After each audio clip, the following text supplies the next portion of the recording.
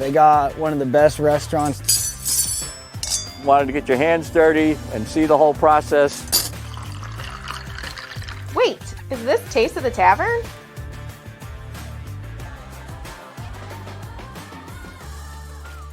Taste of the Tavern, quickly approaching summer.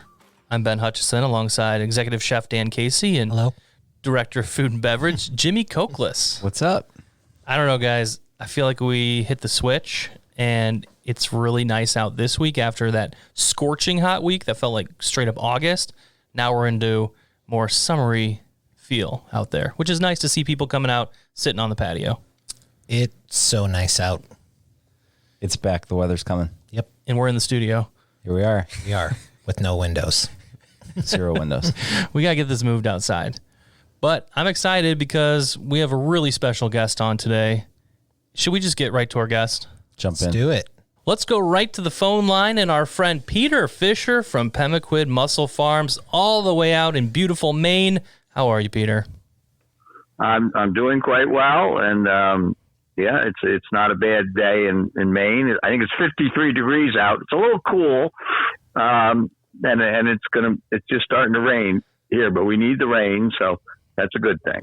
And for people that don't know how we all know each other, I know Chef Dan got in contact with you, and you guys were a big part of our Maine Summer Series last year. We got to come out to the farm, see the operation up close, and we were just so impressed with not only the product, but the people. And we were like, we got to get these mussels to the Midwest and McQuethy's Tavern. So you and Chef Dan really hit it off. I'd say we did. I think we all hit it off together. It was a fun day that we spent together. Peter, do you remember? So we started in which town in Maine, and then you picked us up in, it was like the grocery store parking lot, and then drove us to the farm. Can you tell a little bit about the drive? Oh, well, there you go. Well, we met in Waldoboro, and that's right, in a supermarket parking lot. And of course, it isn't a very that even the supermarket in Waldoboro ain't that big. And then we did we all go in together? No, or do you follow me? I can't remember. It doesn't matter. Oh yeah, you were driving. No, we were in it. You're a great driver, by the way. You did a good job. Really? Oh, yeah. Good. Oh, I did the driving. Oh, that's good. That's right. Now I remember. Well, I've only driven those roads for the last 50 years, I guess. And when you live along the coast of Maine, once you get a little ways, like maybe a third or a half a way up the coast of Maine, you get into what we call mid-coast Maine, and our major highway through that area is good old Route 1, the original highway that ran all the way down the East Coast. Well, that's still our highway, and when you get up where I live, it's a 2-lane highway. 1 lane going each way, and so we got on that road, and if you look at a map of the coast of Maine, it's a whole series of peninsulas that basically run north to south, and Route 1 is at the head of all those peninsulas. We had a beautiful sunrise that morning. I remember that, and then we ended up at a state park, right? Yes, that's right. That's right. We actually to bring our mussels ashore from our mussel farm, we bring them ashore at Lemoyne State Park, which is a state park here, just one of the many. We have a lot of really nice state parks in Maine, and, Maine has a lot of really nice, quiet places too. So anyway, yes, we drove to Lemoyne State Park, and they actually have that's on the ocean, and it has floats in the water, so we could walk right out on the floats, and one of the crew members from the Thunder Bay, which is one of our boats that we use, came and picked us up and actually took us out to picked us up in a skiff, and then we went out to the Thunder Bay, which was on its mooring. Peter, I remember Ben Hutch was not confident in the fact that we jumped on this skiff to get to Thunder Bay. Do you remember that? I think if there was 6 more ounces in that skiff, we would have went under. That's true. She was a bit loaded up. There's no doubt about it. She was loaded up. She was low to the water. we just got there. Yep, that's true, and that's not uncommon. And see, that is the common way in most places in Maine, we all keep our bigger boats on moorings because there isn't the dock space available, and if it's available, it costs money. And the other thing is that in most circumstances where there's going to be any kind of weather and wind and waves, you're better off on a mooring, because if you're tied up to a dock and the wind is coming from the right direction or something, it could just chafe the living hell out of your boat. For people who haven't seen the videos or part of the summer series, tell them a little bit about what the farm setup is like out there. Well, what we have at this, we call it the Lemoyne Farm, is a series of we now have 8 rafts, and each one of these rafts they're all 40 by 50 feet, and from those rafts we hang about 400 vertical ropes that go down about 45 feet, and on each one of those ropes are attached young mussels, and then so those ropes all dangle in the water.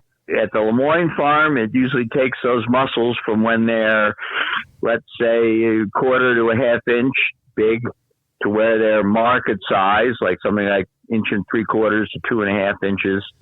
That takes there about 18 to 20 months. The reason we do this all on these rafts is we have in Maine, on the coast of Maine, eider ducks. And eider ducks are prestigious eaters of mussels. So we surround each one of those rafts with a set of nets.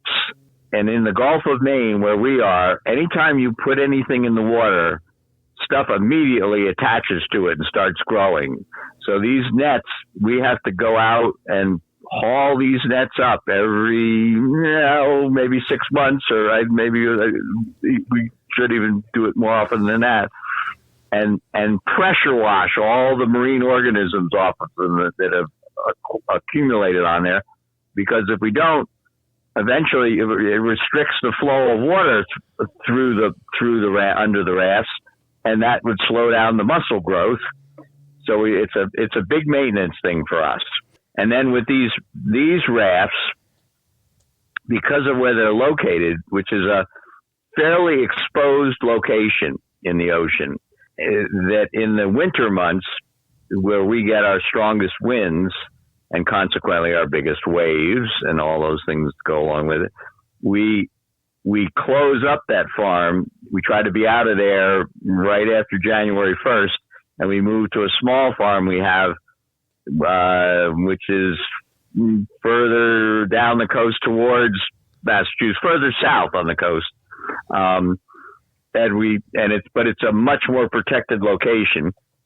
And we harvest, we have 2 rafts there, and we harvest there in the winter. Now the 8 rafts up at the Lemoyne Farm are all submersible mussel rafts. This is an innovation that our company has done. And my other partner, Carter Newell, or one of my other partners, Carter Newell, he came up with this design and got a grant. I think we got a grant to build the first one. And sure enough, it's basically, instead of floats on these rafts, they have pontoons in which we can pump air, and then we can also pump water out of. It's just like, it works the same way as a submarine now. So each one of these big rafts has 3 pontoons on it, and when it's getting time to get out of that farm, we slowly lower those rafts below the surface of the ocean to about 6 to 10 feet below the ocean surface, and we put big buoys on them so that we can see what they're doing under there. That's part of the reason, and they sit under there during the heavy winter months, and the wave motion and action is significantly lower when you get below the surface a little ways. So Peter, is there, during those winter months, is there a situation where the mussels overgrow, or how can your business be affected by the winter? Yes, I mean, well, in general, and of course we were in this situation right at the moment where we haven't been able to harvest mussels when we wanted to, and they will continue to grow, but particularly as they get bigger, the growth rate slows down, but it does mean that for these rope cultured mussels, we can only say that we'll keep the mussels within a certain graded range, but what that range will be is going to vary throughout the year, depending on where we're harvesting the mussels, how long they've been growing. It's not something we have complete control of, in other words. So where there'll be times where all the mussels we'll have to harvest are bigger, and we actually, even if we have smaller ones, we got to get those bigger ones harvested because we don't want them to get too big. So it's just something we have to deal with all the time. And so you will see variation in our size ranges. And like I said, it's just something we can't really change. Yeah. Is there a time of year where you're like, it is May and the mussels right now are just awesome? Is there a season, or we're just talking good all year round except the winter because we can't get to them? The judgment of what's a good mussel is mostly how big is the meat inside that mussel. And you are exactly right. We are in the peak season right now. And that is because mussels are on the verge of spawning, which there are male and female mussels. So they release those sperm and eggs into the ocean, and then they literally find each other in the open ocean. And all that happens once a year. It can happen a little bit at other times, but in where we are in the Gulf of Maine, these mussels all spawn in about mid-June. And when they spawn, they put all their energy into reproduction, and when they get done spawning, the meats inside the mussels will be smaller. And it's very farm dependent how quickly those meats recover. Fortunately for us, the Lemoyne farm is an amazing place to grow mussels, and those mussels will recover their meat size, to a very acceptable level very quickly. And then as the year just goes on, those meats will, the meats in the shell will just slowly get bigger and bigger and bigger. And this time of year is when you would see the basically them at their largest, and also maybe even a little earlier than this too, like, March, April, May. Our ocean temperatures are also still quite cold. So they're coming out of really good cold water too. So they also have the maximum shelf life too. Nice. So I also remember, Peter, when we were out to lunch after going to the farm, you took we went to, I can't remember the name of the restaurant, but we ordered Pemaquid Mussels, and you took one of the mussels, ate it, and then you took half of the shell and sort of held it up to the sunlight. And then you could almost see through the shell, like it was transparent, and you got pretty jazzed up about that. It was blue. I remember it was blue, like a bluish color. Is the thickness of a shell something we should be looking for as well? First of all, these mussels are never touch the bottom, so our mussels never have sand and grit in them, but they're grown in the upper part of the water column, which there is more light up there, and the favorite food of mussels is phytoplankton. Phytoplankton are one-celled plants in the ocean. They need sunlight to grow and reproduce, and so our mussels are placed in the best growing, the best area to get the most nutrients. Also, because of all those factors, they're fast growing. So our shells tend to be thinner than you would see in a wild mussel that would take more time to grow to the same size. And because of that, they are thinner. Oftentimes they're literally translucent, and there are certain genetic variants that produce these brown striations in the mussels, and those are the prettiest ones of all. So Yeah, it's another, when I judge our mussels, one, I do a meat to shell ratio, and I also do a meat weight, and things like that. But the other thing I look at is the shells. I say, how pretty are these shells? Because, people eat with their eyes, So. Yeah. I was so impressed with, I don't say the freshness of everything, but just the operation as a whole. It's done completely out there on the farm, processed, bagged, put in the thing with the ice, everything. And I know Tim out there, Captain Tim, he was awesome. And he was just like, these are about 20 minutes old. Like he's like, this is as fresh as you can get. And it was just an awesome experience for someone like me, especially who hadn't had mussels before. Yep. And, we're all pretty dedicated to this stuff nowadays. Tim has been a fisherman most of his life, and I myself have been around the seafood business in Maine for, 40 some years now. And Carter also, actually different aspects, and Tim's sort of come to this from being involved in the wild fisheries in the Gulf of Maine, and he's all on board with it, as we all are. I mean, we're actually going through a hard time right now, and that is because of the sinking of the mussel barge. So let's get right to it then, because that is another reason we wanted to catch up today. Is you had this unfortunate incident back in January there on the farm. I guess tell us a little bit about that and the efforts, now to rebuild Mumbles and bring Mumbles back. So it was on the night of Martin Luther King Day. We had a wicked windstorm here, and we had Mumbles on its regular mooring. Matter of fact, they had just harvested mussels that day, I think, or the day before, either one. Unfortunately, and we're never completely sure what happened here, but sometime during that night, the name of our mussel barge is Mumbles, and it sank right at its mooring in 45 or 50 feet of water, which is not uncommon, water depth in Maine, right close to shore, and ended up on the bottom upside down.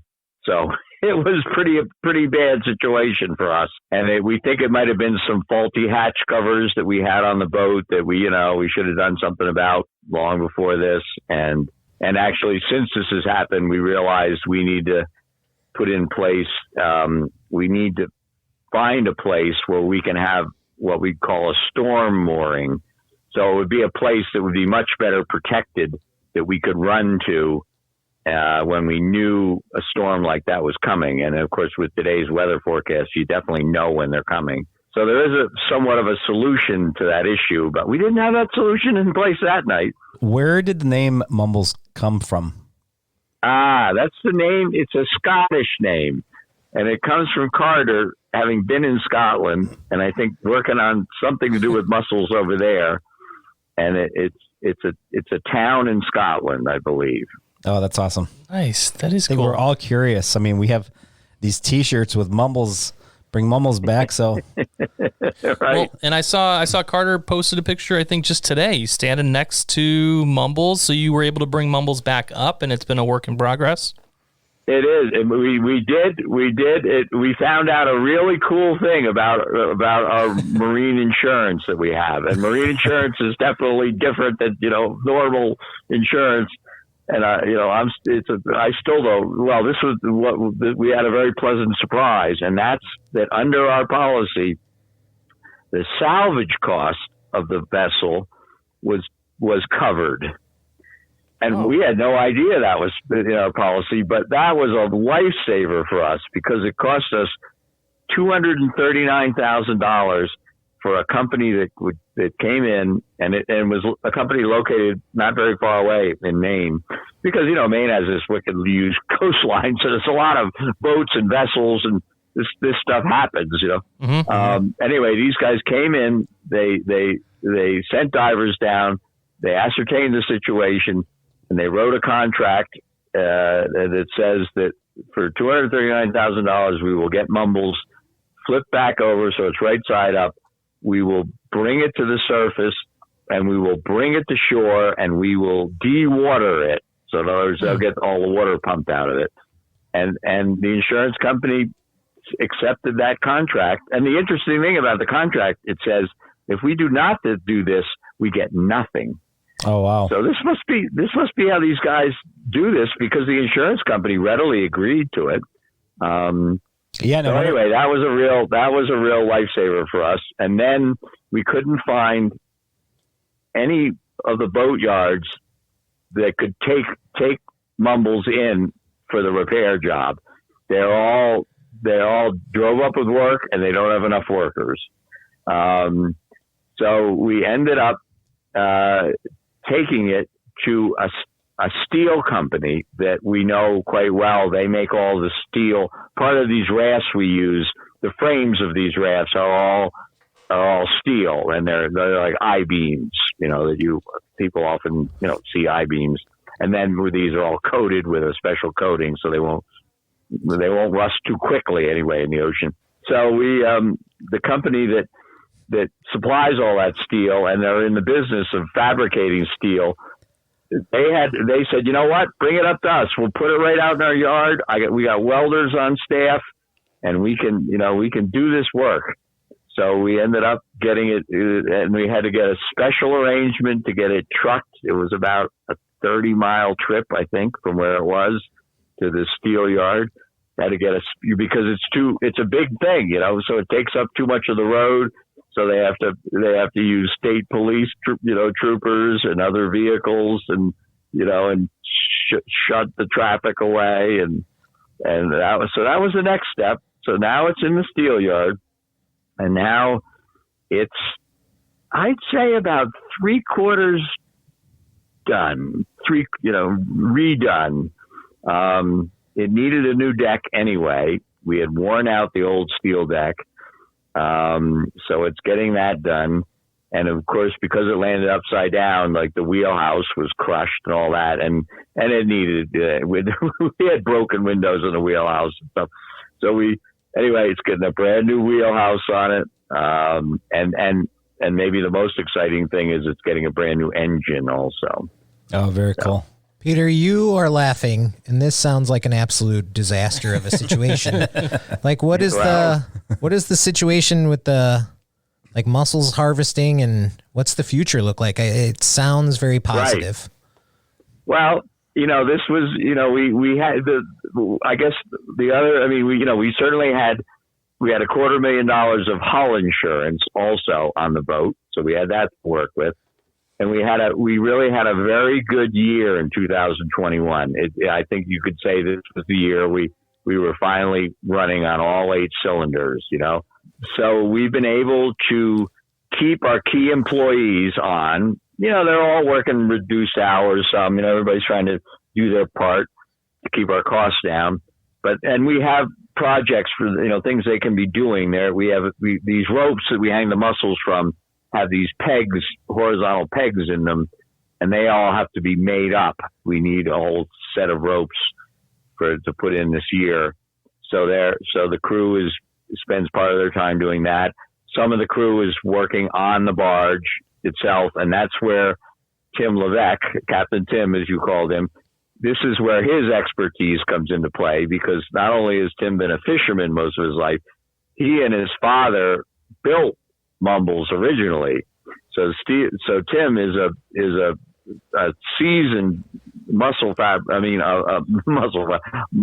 fabricator himself. Can do all the welding and everything. But he knows all about diesel engines.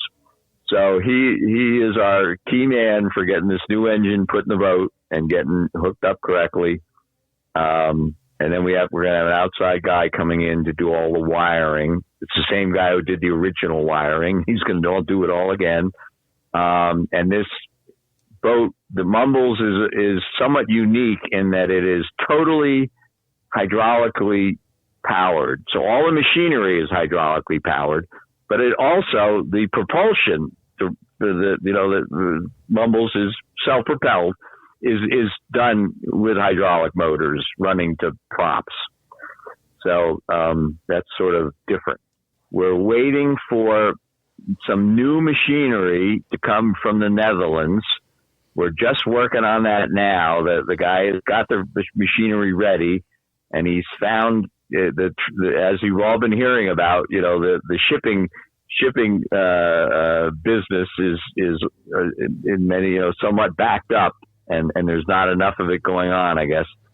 But he's got us a booking on a ship that will arrive at New York on June 8th. And then we have to get that thing cleared out of customs as quick as possible. And hopefully, I just talked to our freight forwarder, or sent an email to the freight forwarder and said, I want you to see if you can come up with the best, quickest trucking method to get that to Maine, so we can put that machinery on the barge, and then all the other work should be done by then, and then we can go back into business. So since January till now, we have not harvested one mussel. Yikes. So you'll have a bunch of mussels to harvest. It's going to be full. Let's go. Let's do this, but make sure everything's working correctly, obviously. Yes, that will be pretty much the case. Although we don't have an unlimited amount of mussels to harvest this year. So we're actually going to start out, and actually the rest of 2022 will be, I think we're going to have more demand than we're going to have supply. So keep that in mind. and for better or worse, without a doubt, we're coming back in at higher prices. Some of it is certainly the inflation that has occurred, but quite truthfully, it is also that the market for these for Maine rope cultured mussels is quite strong now. So McWethy's Tavern wants the first bag of harvested mussels when Mumbles is back. This is going on the air. This is live. So you have to promise us we get that first bag. Geez, I have to make you that promise? Right on the spot.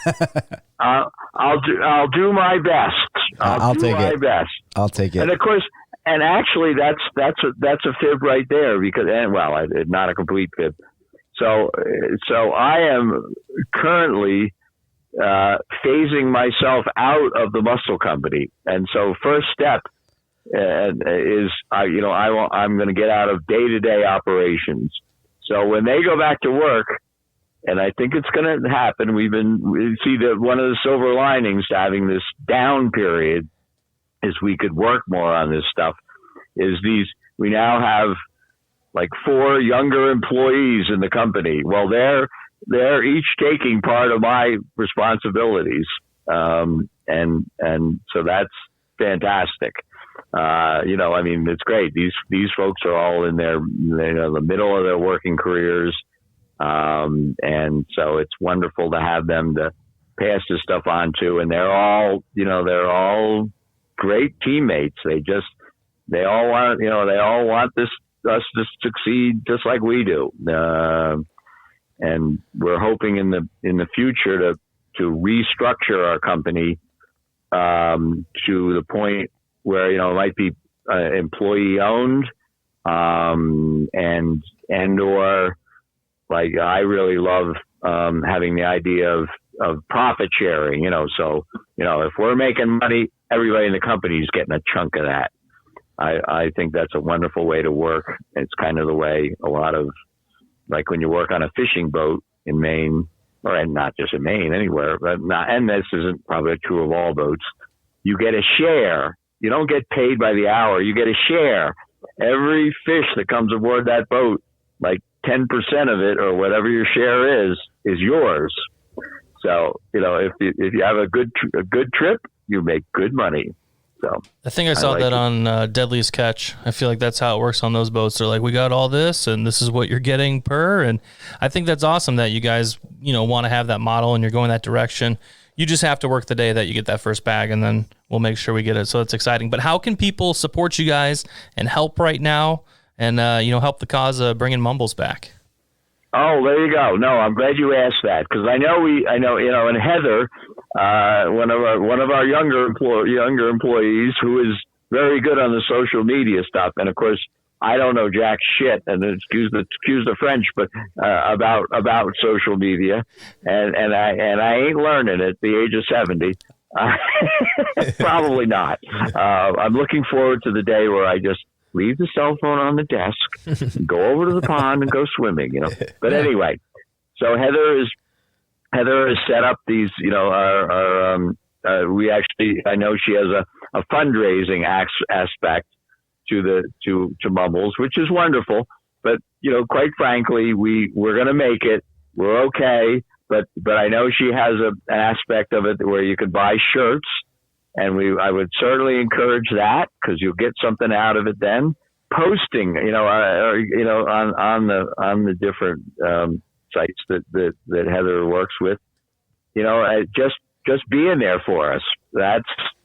That's what we want to see. That's what we like, and that's what and some of the younger crew there, they probably go on and look at this stuff, it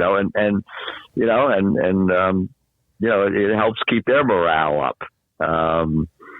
So that's what people can do to help. We did put out a video, and we sent a couple pictures your way that Heather's been able to use. We do have the one request, is that we want medium shirts available, because we have a bunch of people that want to buy the shirts, and it's just large, extra large, extra, extra large. So if you can get that in Heather's here, just, hey, maybe some medium shirts, you'll sell out of them really fast, I promise. Oh, okay. Good to know. Yeah. And somebody actually, one of the other employees, she sent him a shirt, and Daniel, he's more of a medium person, he said, yeah, this will make a nice night shirt for me. Yeah. No. She must have sent him a large or an extra large. He really wants that medium, so we got to get him a medium. That's hilarious. I will put that request to Heather immediately. So. Perfect. Thanks, Peter. Well, we really do appreciate you jumping on the podcast with us. You've been feels like a friend forever at this point. And we love talking with you. We love the process. And now we're thinking we're going to have to come back out there at some point when things are back up and running. No, there you go. Well, you'd always be welcome, and I certainly feel the same about you three. It was wonderful, spending that day together. So it was fun. I never, normally don't get to go out to the farm that much, and of course, in my new life, where I'm not involved in the day-to-day operations, I'm really hoping that's one of the things I'll be able to do more of. If someone says, "Hey, I want to come up and I want to go out to one of your farms," well, I can do that. I can facilitate it. I can make it happen, and I can go along, So I'm looking forward to that. So it was a lot of fun. I think we all had a great day. Yeah, I mean, for just a couple of strangers, one in the Midwest and one in Maine, to meet up and everything that's happened, and for us, to be the only restaurant, I believe, in Illinois. Like, I think there's one more restaurant in the Midwest in Ohio to serve Pemaquid mussels. We're proud of your product. We said when the disaster with Mumbles happened, we were not going to serve another mussel. We were going to wait patiently and do what we can and wait for the Pemaquid mussels. Well, that's wonderful to hear. So that's great for us. We'll talk to you soon, Peter. So we'll get an update, and we will, again, just talk to you as soon as possible. You got to tell everyone hi for us, okay? I certainly will. I will, for sure. Thanks, Peter. Bye, Good Peter. talking to you. Yeah, nice talking to you. Man, it really felt like we were back on the farm. That was fun. Ben, I felt like I was in the car. Yeah. Going up and down those hills and around those turns. The sunrise. Sunrise. You two were like dozing off in the back seat, and I was like in the front seat with Grandpa. Like, it was like the stories. It was fantastic. 3:30 in the morning. What time did we get there? It was like 3:30 or 4 o'clock in the morning. And we went to bed at like midnight or something. But he's just an awesome human. Listen and talk all day. Oh yeah, the guy knows what he's doing. He knows what he's talking about. Very intelligent. Knows the seaweed, the seafood game for sure. And seaweed, which he didn't talk about, the kelp. Yeah, and all that stuff. We didn't bring that up. Yeah, seaweed. He's got a little seaweed farm on the side, which is awesome. Yeah, he didn't talk about it much, but he gave us all about 2 ounces of sugar kelp to hang out, like a little dried green package in our luggage. It's awesome. Sketchy. Yeah. Well, from the airport standpoint, I'm sure they were like, what are they trying to bring back here to the Illinois? Sugar kelp, man, I swear. Yeah. No, that was awesome. And I'm glad to hear things are on the up and up, literally. Yeah, literally. I think Mumbles is coming back nicely, and it was kind of a blessing in disguise, I think, right? Sounded like lots of repairs needed to be done, and maybe this just got everything going. Personally, Prince Edward Island has been the standard for mussels for a long time, and when we went to Pemaquid, I thought we saw a new standard, and then it came on halt, but man, with all this new equipment, I think they're the future. I really do. It's going to be good. All right, well, let's get to our roundtable portion of the podcast. This is my favorite part, usually, other than the interview today, because I get to just throw some topics, some things happening in the food industry at you guys. And the first one is IKEA created a Swedish meatball donut, but it's only available at one location. So this is in Ohio, Butler County Donut Trail. It's an 80-mile donut trail encompassing 13 self-described mom-and-pop donut shops. But they said, you know what, we want to get IKEA on board with this. So we're making a Swedish meatball donut. Like a Swedish meatball flavored donut? Yeah. Is it meat? No, I have the picture here for you. So, so it's a donut with a meatball on top. Yeah. yes. Kind of weird. Well, I was going to ask you guys if you're big on the IKEA menu and eating at IKEA or going there. Been to IKEA 2 times. Never had food. Same with me. I've been to IKEA more than 2 times, but I've never had food either. So I don't know. But there is a craze because it's one of those things where every third person in line has a bag of Swedish meatballs. Yeah. So it's kind this of is- like Costco also. Like gone to Costco, seen the food there. My son will point at the hot dog sign, but never pulled the trigger. $1.50 for a hot dog there, I think. I've pulled the trigger a couple times. At Costco? Oh, yeah. Hot dogs. Hot dog and pizza. Both good? Very good. Excellent. So, real quick, the details on this, because it all leads up to National Donut Day, which is on June 3rd, in case you guys are wondering. Also, my dad's birthday. Awesome. So, the details on the donut itself, though, featuring a light and fluffy base. Is it lingonberry glaze? Have you heard of that? That is correct. And lingonberry sauce yes. before being topped with a delectable IKEA meatball or plant-based ball. So, I guess they have options. So it's like a puff pastry with the meatball on top. Definitely could work. I mean, if you think about a meatball sandwich, like the combinations there, sounds like some thought went into it. Hope it works out for them. Yeah, and all this today is from our friends at foodandwine.com. Want to give them a shout out for the ideas here. The next one, this one, look, I know we're not looking for love, but if people are looking for love, this is your article, all right? It is, if you love popcorn, this brand, you've probably heard of it, it is Angie's Boom Chicka Pop. Maybe you've heard of that little popcorn. It's in the bags. Cool. They made a popcorn cut ring. So Do you have a picture of it? if you love popcorn, you can get a ring that looks like popcorn. Oh, yeah. Perfect. It's actually 3.66 carats. Nice. You want to guess how much this ring cost? 3.66. I'm going to say 24 grand. I'm going to go 27. $50,000 ring. Way off. Wow. Come on, guys. Inflation. It's been a being- while since I got engaged. You know what that'd be good for? That would be good for a couple that's really into going to the movies. I was going to say like Right. perfect engagement in the popcorn, and then she accidentally eats it and just a disaster of a night. Yeah, there goes 50 grand. And then you just got to, wait for that thing to pass and 30 grand. Yikes. Well, there it is. The packaging looks nice though. Yeah. It is. The popcorn is good too. Does Have you it had smell like butter? They don't talk about that, actually. But again, Stephanie Gottlieb teaming up with Boom Chicka Pop, $50,000 ring. Yeah. They said, however, for all that cheddar, the ring also comes with a custom ring box. So, wow, they hit the puns hard there. Do you think you get a free bag of Boom Chicka Pop popcorn? I hope With You the should ring? get like a year's supply of it if you're spending $50,000. Yeah, I was being very conservative by saying one bag, but you are right. You should get one full year of free popcorn. All right, the third topic today is my favorite because it involves Cheez-Its. And we've talked about Cheez-Its before and my love for Cheez-Its. So what they're doing is they're teaming up with Pandora. I realize this is a total marketing gimmick, but they're saying their crackers are made with 100% real cheese and there's aging involved because, aged cheese is amazing. It's not just for booze and alcohol. So there was a study in 2019 from Bern University of the Arts in Switzerland. It suggested that aging cheese to hip-hop music can potentially strengthen its taste and smell. So they enlisted the help of Pandora to find hip-hop rap songs similar to those used in the study. And for 6.5 months, this cheese has been listening to hip-hop music. What? Do you think are it's we doing? manipulated at all? What? What are we? Wait, so Here, is hold there- on. Like, didn't Alinea weren't they going to do the they were orchestra, supposed to originally, right, with their menu? like they were going to build the perfectly acoustic, like Room. Yeah, Yeah. like House of Blues style, and then play different music while you're eating different food, and it's like basically manipulating your brain into different situations with sound. Yeah, that sounds like what's going on here.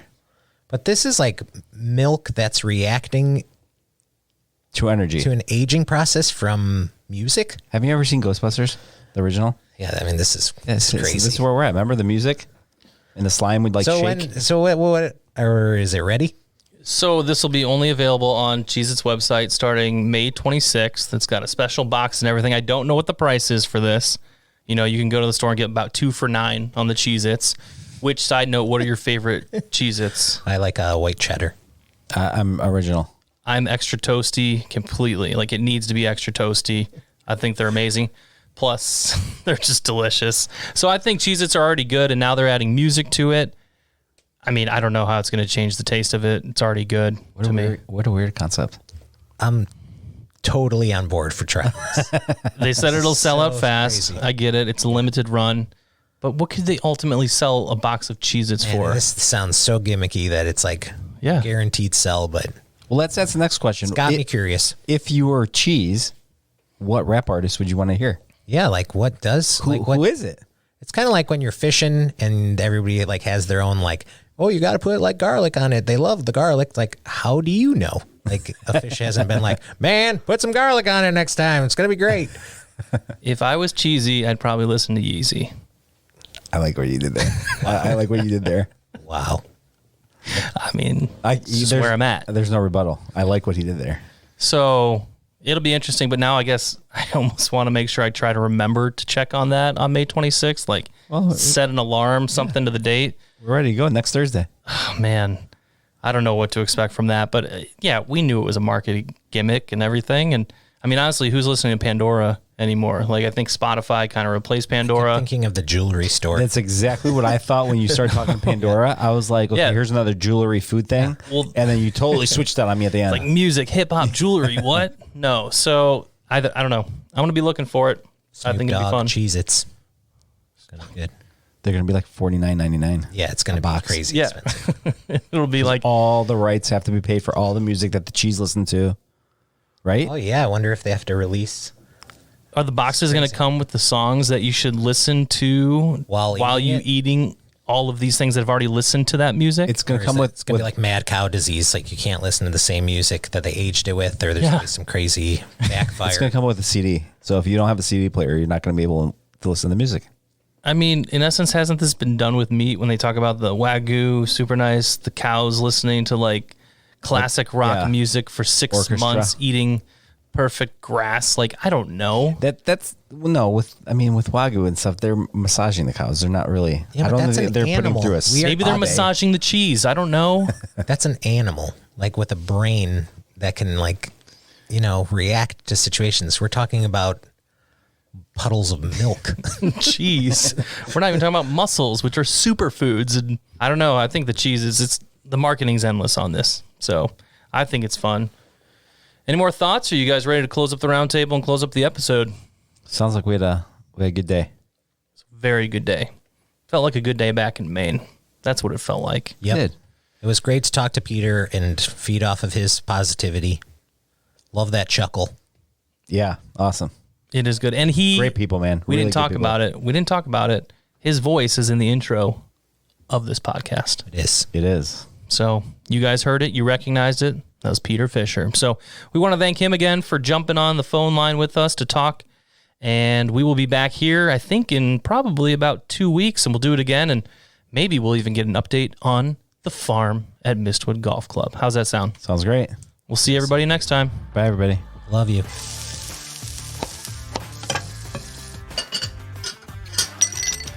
They got one of the best restaurants. Wanted to get your hands dirty and see the whole process. Wait, is this Taste of the Tavern?